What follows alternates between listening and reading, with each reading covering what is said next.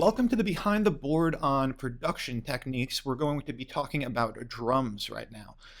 Production techniques, this whole series of the Behind the Board is going to talk about how to capture the audio, what we want to do with the artists when they're asking us questions about their structures of their songs, how to build from part to part, all that sort of stuff. So we'll start with the drums. We'll go over what the general production rules are, because there's a few of them, but we really shouldn't call them rules because they really are made to be broken. They really should be broken as much as possible, and there's ways around certain ones of them. That's why I picked this song. Pretty cool song by a band called Dionysia if you want to check them out. But we covered some of the rules we didn't do, especially on the drum track. So I want to show you how to basically structure a song, how what would be considered perfect first, and then what we did and how we compensated in order to make this mix work even without doing every single one of the rules. So this isn't exactly a mix because you could see there's no plugins, no nothing. These are just the raw files because that's what we're talking about. But the structure of this is very important as well. So let's start with the drums real quick here. When the drums come in, generally we want to crash into each section. So if we're coming in onto the intro and we're moving intro to verse, and you can see right up here where I highlighted all that stuff. We're moving intro to verse. You should hear a crash cymbal right here, and you will. So every time we change sections, we want to crash. General rule, we want to crash. It smooths everything out, and it lets the audience know different part of the song just came up. Now, another rule is we want to change cymbals every time we change sections. So we're starting off on the hi-hat.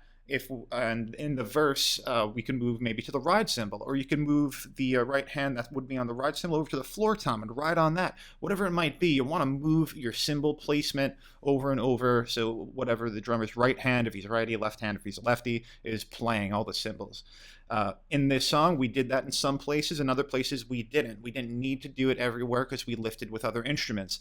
But here's an example of a place that we did do it. Here's the pre-chorus. It's going to be on the closed hi-hat.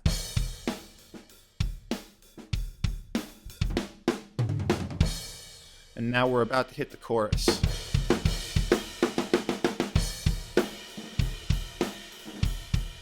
And you hear that chorus is on the ride cymbal. So it's two distinct separate parts just because we changed cymbals. So that's something you'd want to go over with the drummer, crash in your sections and change cymbals.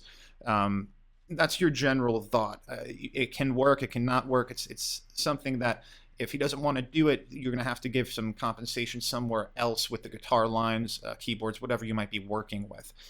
But those are the general rules. One other general rule I'd like to go over with you is about bassiness on a mix. When you have someone in the studio, they kind of got to do what they do live, but a little bit different because you don't have as much sonic room on a record as you do generally on Earth.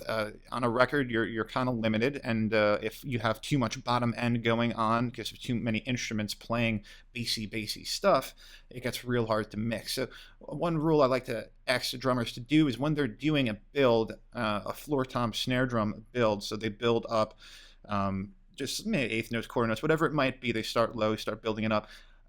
They usually kick bass drums under that, and that's fine. That's great live. But on a record, it could get real wobbly if you have a floor tom going, your bass drums going.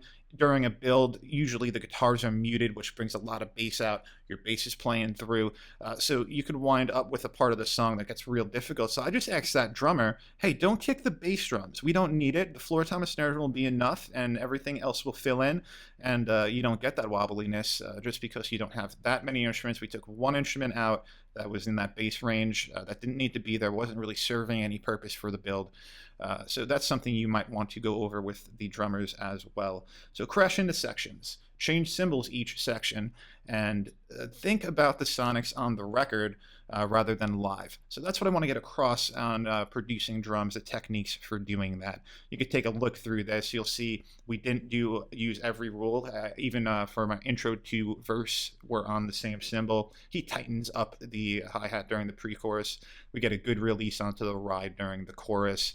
And that's all we have in this file here. But thanks for being with me on this one, and I'll see you on the next one.